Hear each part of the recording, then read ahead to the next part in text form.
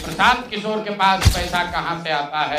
तो मैं आज किसी दूसरे पर बात करूं उससे पहले जरूरी हो गया है कि आप ये जानिए कि प्रशांत किशोर के पास पैसा कहां से आता है, क्योंकि सावन के अंधे को सब हरियाली ही दिखती है, बिहार के चोर नेताओं को सब चोर ही दिखता है। मैं ये कहता हूं कि पैसा सरस्वती से आता है, उन लोगों के माध्यम से आता है जिनको हमने मदद की, वो लोग पैसा देते हैं।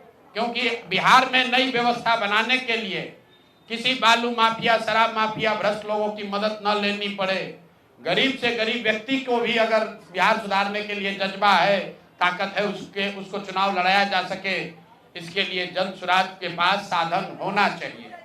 उसके लिए हम लोगों ने लोगों से पैसा मांगना शुरू किया है, लेकिन हमने ये तय किया जब ये अभियान शुरू किया कि बिहार के लोग पैसा दें या न दें, मैं अपने जीवन का जो कुछ भी है सब कुछ लगाऊंगा बिहार की इस व्यवस्था को सुधारने के लिए।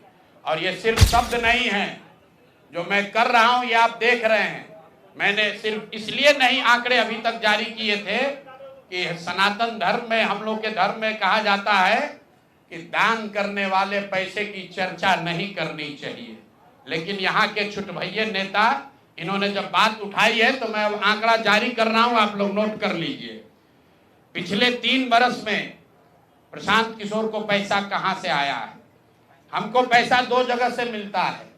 एक, जिसको हम लोग सलाह देते हैं, जिसको आप राजनीतिक कंसल्टिंग कह लीजिए, या जो भी आदमी हमसे सलाह मांगता है। हमने जीवन में कभी किसी से फीस नहीं लिया, लेकिन जब बिहार का अभियान शुरू किए तो ये तय किया कि अब हम फीस लेंगे, क्योंकि हमको समाज के लिए पैसा चाहिए। तो 2021-22 से जिसने भी प्रशांत किशोर से मदद ली है, जिसने भी हमसे सलाह लिया है, वो चाहे कंपनी हो या पॉलिटिकल पार्टी, पहली बार अपने जीवन में मैंने ये भी किया है कि अगर कंपनी को भी, किसी बड़े बिजनेस हाउस को भी मेरे से सलाह चाहिए, उसका मैं फीस लेता हूँ। और टोटल जो फीस लिया गया पिछले 3 बरस में मेरे व्यक्तिगत अकाउंट में या मेरे से जुड़े हुए संस्थाओं में 241 करोड़। बिहार के लोग सुन लो, कर तुम चोरी करते हो, प्रशांत किशोर ने 241 करोड़ रुपया फीस के तौर पर मैंने पिछले 3 साल में जमा किया है। इस पर 30 करोड़ 95 लाख 68,764 रुपया जीएसटी पे किया गया है। ध्यान रखिए कि जो पैसा हम लोग सलाह देते हैं, उस पर जो फीस मिलती है, उस पर 18% भारत सरकार को जीएसटी देते हैं। तो 241 करोड़ रुपया हमने फीस के तौर पर लिया 3 बरस में, और उस पर 30 करोड़ 95 लाख रुपया हमने जीएसटी भरा। उसके बाद 20 करोड़ रुपया इनकम टैक्स दिया है, 20 करोड़ रुपया टैक्स दिया है, इनकम टैक्स, और 98 करोड़ 75 लाख रुपया डोनेट किया है जन स्वराज पार्टी को अपने व्यक्तिगत अकाउंट से। हमको कहता है पैसा कहां से लाते हैं, हम लोग चोर नहीं हैं। पैसा किसने दिया? जिसको हमने सलाह दिया है। जिसको सलाह दिया तो स्रोत भी बता रहे हैं पैसा क्यों मिला। जिसको सलाह देते हैं उससे पैसा लेते हैं। गांव गांव में कहा है, सैकड़ों करोड़ रुपया लेते हैं, लेकिन चोरी नहीं करते हैं, सरस्वती का खाते हैं। तो आगे से ये जितने आप लोग पत्रकार हैं, मेरा आपसे आग्रह है, हमको नेता मत कहिए। हम मंच पर जो कहते हैं वो करते हैं। हम नेता नहीं हैं, बिहार से पैसा कमाने नहीं आए हैं। अपना खून पसीना का कमाई का पैसा लगा रहे हैं, इसलिए लगा रहे हैं कि बिहार में गरीब से गरीब आदमी भी अगर सुधार के लिए कुछ करना चाहता है तो उसको पैसे के वजह से पीछे न हटना पड़े। किसी ने कहा अभी एक प्रेस कॉन्फ्रेंस में, एक मैं खाली आपको उदाहरण देता हूं, नवयुगा कंस्ट्रक्शन के नाम पर किसी ने कहा पैसा दिया है। बिल्कुल दिया है, 11 करोड़ रुपया लिए है। 11 करोड़ रुपया 2 घंटा सलाह के लिए लिए। उनको एक प्रोडक्ट लॉन्च करना है, वो लॉन्च करने के लिए हमसे सलाह चाहिए, तो 11 करोड़ रुपया हमने कहा पार्टी को डोनेट करो, तब 2 घंटा का सलाह देंगे। ये बिहार के लड़के की ताकत है, ये सरस्वती की ताकत है। हम लोग चोरी नहीं करते और ये बात अब यहाँ से खत्म होनी चाहिए। मेरे लिए अपमान की बात है कि आप कहते हैं कि अशोक चौधरी भी चोरी किया है, प्रशांत किशोर भी चोरी किया है। हम इन लोगों के पंक्ति में खड़ा होने वाले लोग नहीं हैं। मरना पसंद है लेकिन इन चोर नेताओं के साथ बराबरी पर खड़ा नहीं हो सकते हैं। हम लोग चोरी नहीं करते हैं। और अब मैं आपसे सवाल पूछ रहा हूं। अब आज जिस काम के लिए आप जुड़े हैं, पहला इल्जाम सीधा और सीधा वैभव विकास ट्रस्ट पर, न्यास पर है। मुन्ना जी ने पेपर जारी किया है।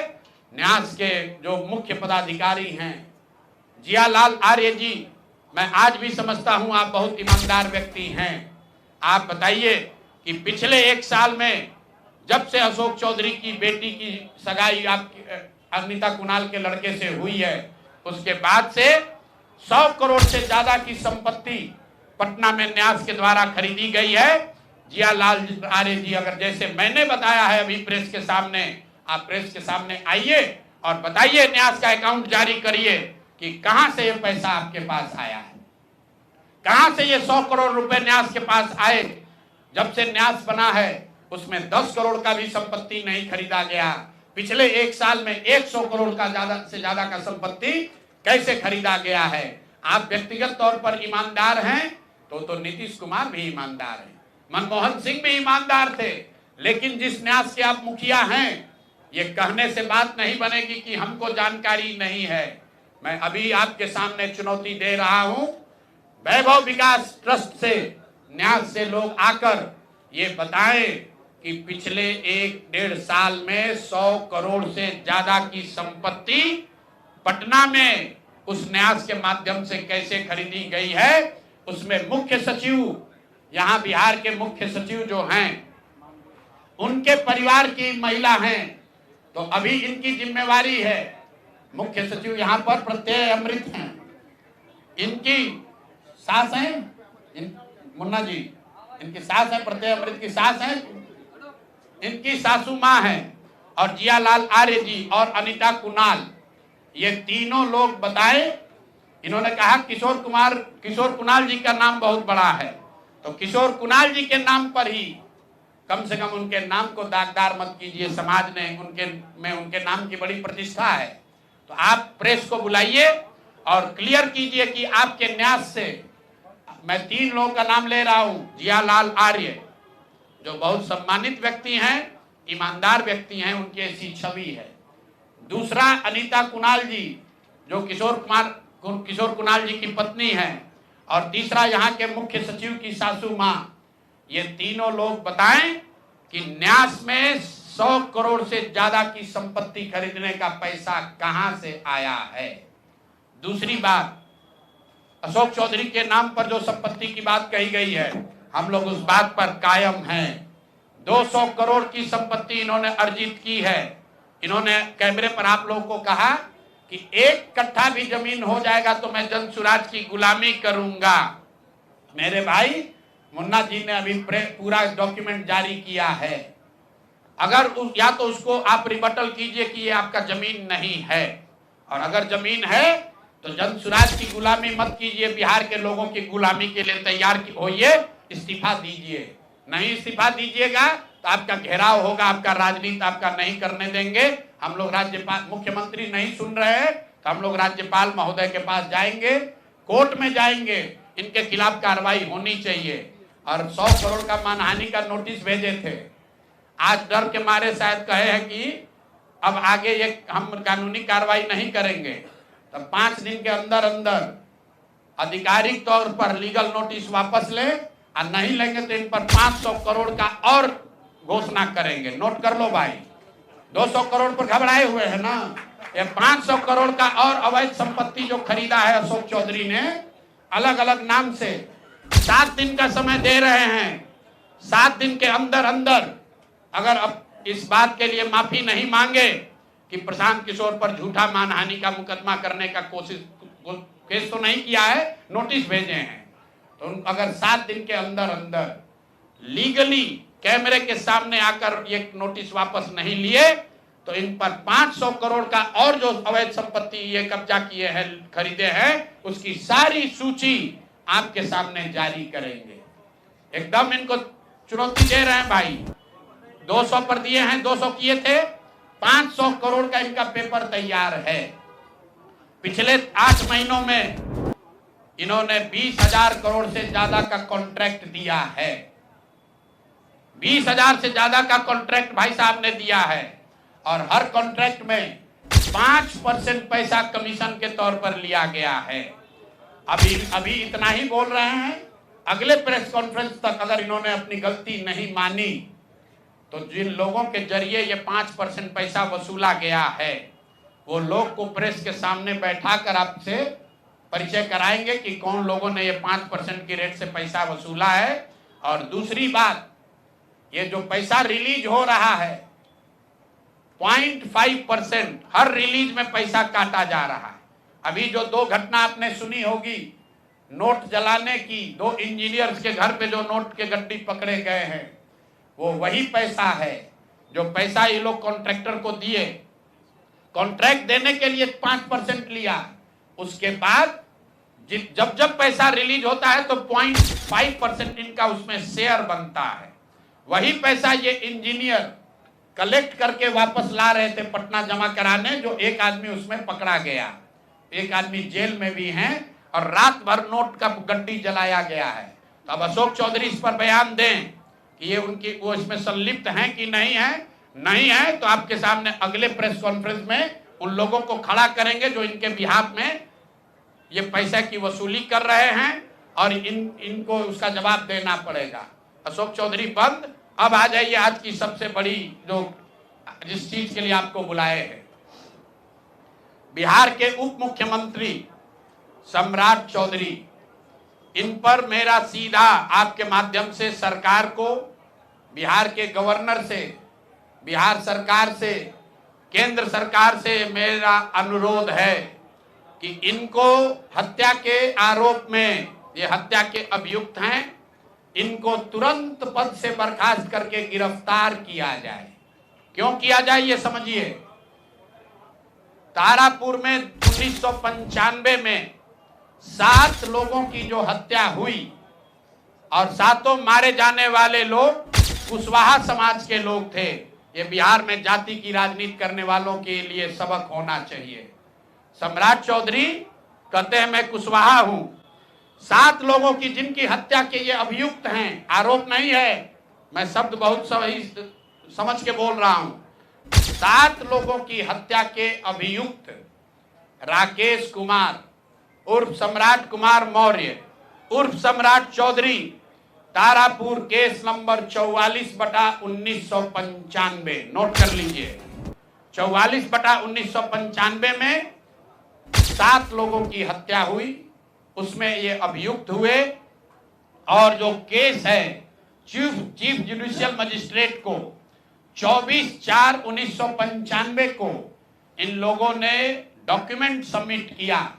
बिहार विद्यालय परीक्षा समिति का एक एडमिट कार्ड सबमिट किया जिसमें बताया गया कि KNVMH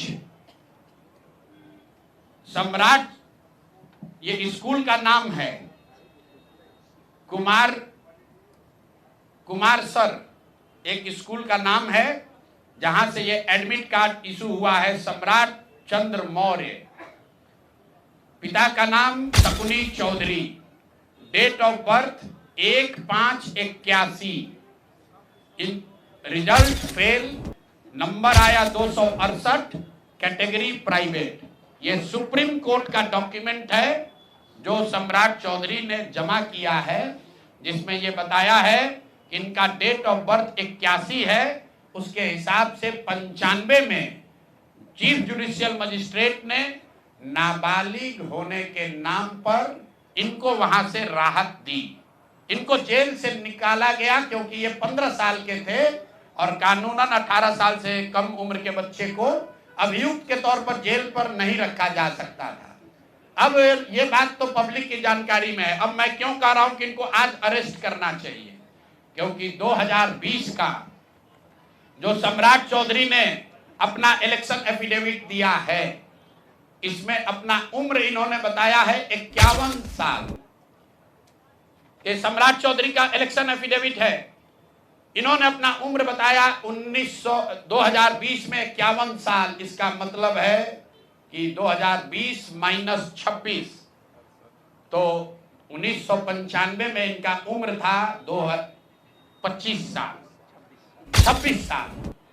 तो 26 साल के उम्र के आदमी को कोर्ट ने गलती से गलत सर्टिफिकेट के आधार पर नाबालिग होने के नाम पर अभियुक्त होने के बावजूद, ध्यान दीजिए, अभियुक्त होने के बावजूद इनको जेल से बरी कर दिया गया था कि ये 15 साल के हैं, जबकि इनका अपना डॉक्यूमेंट बता रहा है कि ये उस समय 26 साल के थे। तो 26 साल के उम्र के आदमी पर अगर 6 लोगों की हत्या का आरोप है तो जब तक कोर्ट से वो फ्री नहीं होते हैं तब तक उनको जेल में होना चाहिए। और ये आदमी यहाँ का उप मुख्यमंत्री बनकर बैठा हुआ है। तो मैं यहाँ के मुख्यमंत्री से और बिहार के माननीय राज्यपाल से ये अनुरोध कर रहा हूँ कि हत्या का आरोपी, हत्या का अभियुक्त सम्राट चौधरी, राकेश कुमार उर्फ सम्राट चौधरी उर्फ सम्राट कुमार मौर्य आज संवैधानिक पद पर बैठे हुए हैं। ये देश के संविधान का, देश के विधि विधान का इससे बड़ा अपमान नहीं हो सकता है कि जिस व्यक्ति को जेल में होना चाहिए वो आदमी यहाँ का उप मुख्यमंत्री बना हुआ है। तो मुख्यमंत्री नीतीश कुमार सीधे इस पर कार्रवाई करें। नहीं करेंगे तो कल परसों में हम लोग राज्यपाल के पास डेलीगेशन लेकर जाएंगे, सिर्फ बर्खास्तगी के लिए नहीं, सम्राट चौधरी के गिरफ्तारी के लिए।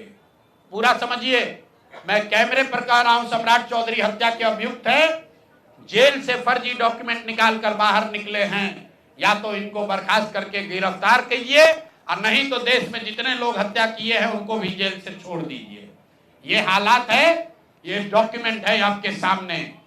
ये सम्राट चौधरी का इलेक्शन एफिडेविट है जिसमें 2020 में उन्होंने अपने आप को 51 साल का बताया है। उसके मुताबिक 1995 में वो 26 साल के थे और कोर्ट में इस आधार पर इनको बरी किया गया है कि ये 15 साल के बालक हैं। तो ये बता दें कि ये हत्या के आरोपी हैं। इन्होंने जो सर्टिफिकेट दिया है वो ठीक है कि नहीं है। बाकी ये भाई साहब जो घोटाला किए हैं अपने डिग्री उग्री में, तो बहुत छोटी बात है। आज की प्रेस कॉन्फ्रेंस सीधी हम लोग मांग कर रहे हैं, सम्राट चौधरी को हत्या के अभियुक्त हैं, 6 हत्या के अभियुक्त हैं, उनको गिरफ्तार कीजिए और नहीं तो बिहार में जितने लोग पर अभियुक्त जिनको बनाया गया उनको सबको छोड़िए। इस देश में अलग अलग कानून नहीं हो सकता है। और ये गृह मंत्री के साथ घूम रहे हैं। मोदी जी को हम लोग कल पत्र लिखेंगे कि आपके पार्टी का नेता, जितने लोग भाजपा के समर्थक हैं, भाजपा के जितने लोग नेता हैं, कार्यकर्ता हैं, वोटर हैं, आपके जरिए से सबको बता रहा हूं, मेरे भाई एक बार अपने दिल पर हाथ रखकर सोचो। जिस व्यक्ति पर 6 लोगों की हत्या का आरोप है, जो व्यक्ति 6 लोगों की हत्या का अभियुक्त है, उसको तुम अपना नेता बनाकर बिहार का उप मुख्यमंत्री बनाए हो और तुम अपराध की बात करते हो, तुम जंगल राज की बात करते हो। तो सम्राट चौधरी को अभी के अभी पद से इस्तीफा देकर पुलिस को अरेस्ट करना चाहिए और अगर पुलिस अरेस्ट नहीं करती है तो हम लोग कोर्ट में मूव करेंगे, कोर्ट के संज्ञान में इस बात को लाएंगे कि साहब ये बताइए कि कैसे आपने इनको बेल दिया है, कैसे इनको आप समाज में बाहर रहने की अनुमति दे रहे हैं। और सम्राट चौधरी की अंतिम बात, इनके अपराध की गाथा की, सिर्फ हत्या के अभियुक्त नहीं है। बिहार में पुरानी पत्रकारिता करने वाले लोग, आपने शिल्पी गौतम के रेप और हत्याकांड की कहानी सुनी होगी। आपने सुना होगा कि लालू जी के जंगल राज का जब चरम सीमा था, जितनी यहाँ माताएं बहनें हैं, जो पढ़े लिखे लोग, समझदार लोग हैं, स्वच्छ छवि वाले बिहार में रहने वाले लोग हैं, याद कर लीजिए शिल्पी गौतम रेप और मर्डर केस, जिसमें एक डॉक्टर के लड़के को और शिल्पी गौतम के साथ ऐसा आरोप लगा था कि उनके साथ सामूहिक बलात्कार और उसके बाद उनकी हत्या कर दी गई थी। साधु यादव पर उसका आरोप लगा था, बड़ी हंगामा हुआ, सीबीआई में केस गया। मैं आपके माध्यम से आज पूछ रहा हूं कि क्या अभी के उप मुख्यमंत्री सम्राट चौधरी उर्फ राकेश कुमार उर्फ सम्राट कुमार मौर्य उस केस में संदिग्ध अभियुक्त के तौर पर नामजद थे या नहीं थे, ये प्रेस में वो बता दें, उसके बाद हम उसका डॉक्यूमेंट आपको जारी करेंगे।